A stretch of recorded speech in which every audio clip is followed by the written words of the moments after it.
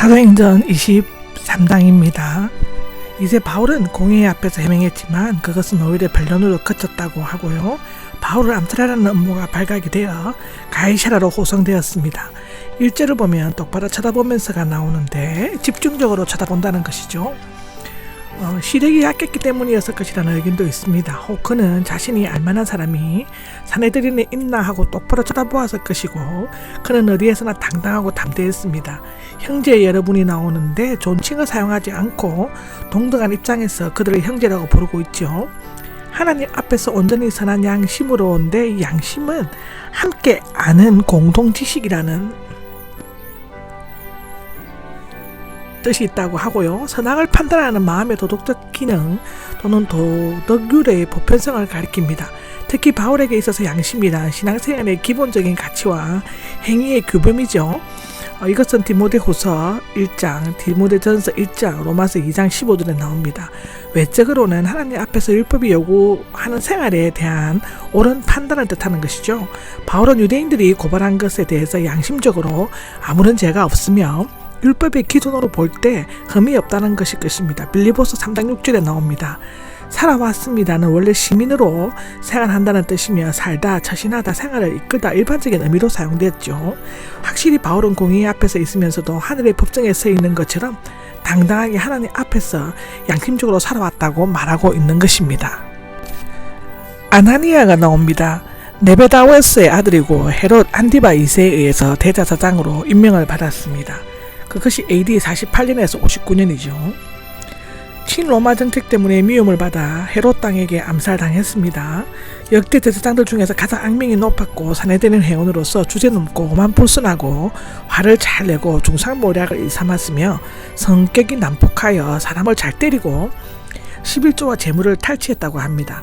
바울의 입을 칠하는데 바울이 을에 쓰는 존칭이나 아침에 말도 안 하고 인간의 근의를 무시하는 듯하면서도 선한 양심으로 살아왔다고 말하는 태도가 폭군 기질이 있는 아나니아의 신기를 크게 건드렸다고 합니다.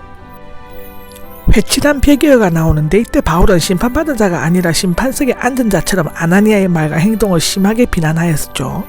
회칠한 벽은 넘어질 것 같이 약한 벽을 일시적으로 해를 두껍게 발라 감추는 것을 의미하는데, 바울은 하나님도 율법도 두려워하지 않은 아나니아의 교만한 태도를 하나님께서 쳐서 무너뜨릴 것이라고 말합니다. 율법을 어기면서 나를 치라고 하는데, 율법은 피고가 유죄 판결을 받기 전에는 범죄인으로 취급을 해서는 안 되게 되었으므로 아나니아의 실제로 율법을 어긴 것이 되는 것이죠.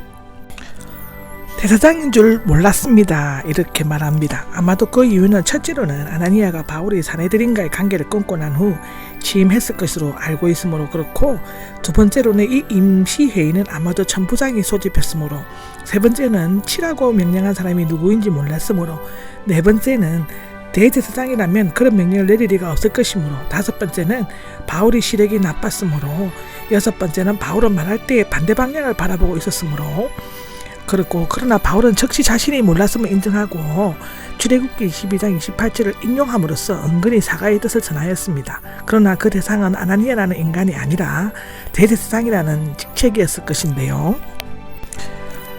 사두개인들, 바리새인들이 나옵니다. 사두개인들은 주로 제사장들이었고 바리새인들은 율법 교사였죠. 그들은 서로 신학적인 입장은 달리했습니다. 사두개인들은 부활이나 천사나 영이 없다고 말하지만 바리새인들은 그 모든 것을 인정하였습니다. 8절을 보면 그렇습니다. 사두개인들은 비록 소수이긴 했지만 막강한 세력을 지닌 주요 귀족 계층이었습니다. 그들은 헬라 문화를 수용했으며 로마의 비를 맞추기에 여념이 없었습니다. 그들의 생각은 세속적 진보적이었으며 구두율법은 거부하고 토라만 받아들였습니다. 반면에 바리새인들은 당시 유대교 안에서 가장 크고 영향력이 있는 집단이었고, 그들은 헬라와 로마 문화의 영향으로 유대교가 자유화되는 것을 반대했으며 하나님의 뜻과 일치하는 삶을 살아가려면 율법을 지켜야 한다고 주장했죠. 그들은 포리주의자들이었으며 형식적이고 위선적인 독선적이고 자만으로 가득 차 있었다고 합니다. 나는 바리새인이며 바리새인들의 아들입니다 라고 나와 있는데, 공회 앞에서 솔직하고도 품위 있는 변론을 하려고 한 시도가 유대인들에게 의해 중단되자 바울은 새로운 작전을 짰죠. 그는 대충 정세를 살핀 다음에 사내들인의 다수의 사두개인들과 유력한 소수의 바리새인들로 이루어졌다는 사실을 알았습니다. 바울이 자신을 바리새인이라고 한 것은 거짓이 아니라 사실이었죠. 그는 회심하기 전 바리새인의 열성분자였고 기독교를 바리새인들이 지키는 유대교 안에 세상의 것을 완성하고 실현하는 것으로 보았습니다. 나는 죽은 자들의 소망과 부활 때문에 재판을 받고 있습니다가 나옵니다. 바울이 던진 부활의 주제를 둘러싸고 사두개인과 바리새인 사이에는 신학적 논쟁을 하면서 둘로 갈라졌죠. 물론 바울은 처음부터 이것을 예상했을 뿐만 아니라 그렇게 되기를 바랬습니다. 이에 대해 바울은 교활한 전략과 그리스도인의 윤리에 어긋나는 비겁한 일이라고 비난하기도 했습니다. 그러나 이것은 결코 불법적인 일이 아니었으며 유대인들의 거짓 고소와 사두개인이 아나니아의 폭력적인 태도에서 벗어나기 위한 지혜로운 행동이었다고 말할 수 있다고 기록합니다. 어떤 악한 것도 찾을 수 없습니다인데 바리새인 편에서 몇 율법학자들이 얼마나 바울 편을 들었는데 영이나 천사가 바울에게 말했을 가능성이 있다는 것을 25년 전 사도들이 사내들인 앞에서 신문을 받을 때 가말리엘이 변호한 말을 기억하게 하는 것입니다. 바리새인들의 공격에 화가 났다라고 마음이 상한 아나니아의 사두개인들은 분통을 터뜨리면서 더욱 적개심을 불태웠죠.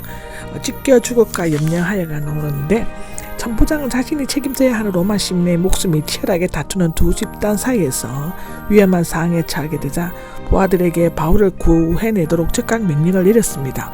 결국 바울은 억지로 끌려 나와 안전한 부대 막사로 돌아왔죠. 12절에서 22절까지는 유대인들이 함께 음모를 꾸미고가 나옵니다.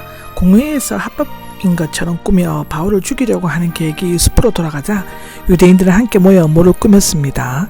여기 공모하였다, 작당하였다가 나옵니다. 바울을 죽이기 전에는 맹세하였다는데 이 맹세하였다는 문자적으로 그들 자신을 저주하였다는 뜻입니다.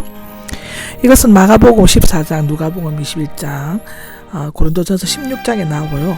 40명으로 구성된 암살단은 이렇게 맹세를 했을 것입니다. 만약 우리가 바울을 죽이기 전에 먹거나 마시면 하나님께서 우리를 저주하실 것이다 입니다.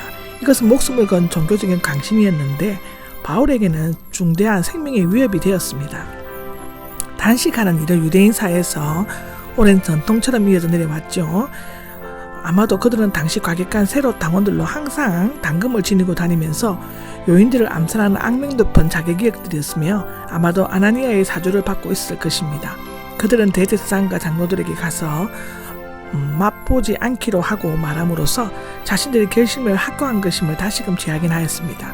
그들이 바리새인이나 율법교사들을 찾아가지 않는 것은 어제 바울을 옹호하는 입장을 취했기 때문인데요. 그들은 대제사장과 장로들의 협조를 얻으면서 천부장에게 접근하여 바울에 대해 자세한 것을 알아보려는 것처럼 꾸며 내려올 때 죽이려고 하였습니다.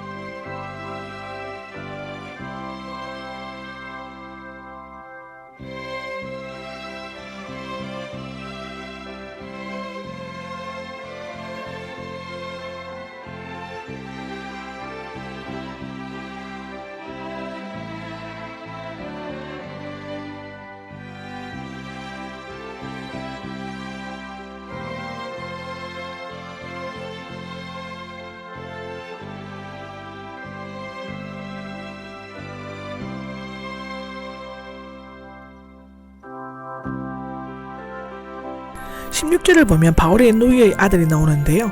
사도행전에서 바울의 가족에 대해 언급한 유일한 경우입니다. 로마서 16장 7절 11절 나옵니다. 학자들은 바울의 누이가 대제사장 가문의 시집을 갔고 그 아들이 우연히 암살단들이 살해 음모를 꾸미는 것을 듣고 외삼촌에게 전해주었을 것으로 추측하고 있는데요. 그가 부대 안으로 들어간 것을 보면 상당한 지위를 가진 가문에 속해 있었던 것 같습니다. 바울은 그리스도인이 된 후 시실리에 있는 그의 부유한 아버지 가족과 얻어냈는 것으로 추측되어지고 있죠. 빌립보서 3장 2절에 보면 그렇습니다. 17절에서 22절을 보면은 바울은 백부장 중 한 사람을 통해 조카를 천부장에게 보냈고, 조카에게서 자초지정을 들은 천부장은 신속히 조처를 취하려고 했습니다. 천부장은 로마 시민에 대한 책임 때문에 바울에게 호의적으로 대했으며 그의 입장에 많이 동조했던 것처럼 보여지고 있습니다. 아무에게도 알리지 말라고 당부한 것은 젊은이의 목숨을 보호하고 가이사랴로 호송하는 일을 암살단의 해방을 받지 않고 완벽하게 수행하려는 천부장의 친밀한 계획 때문이었죠.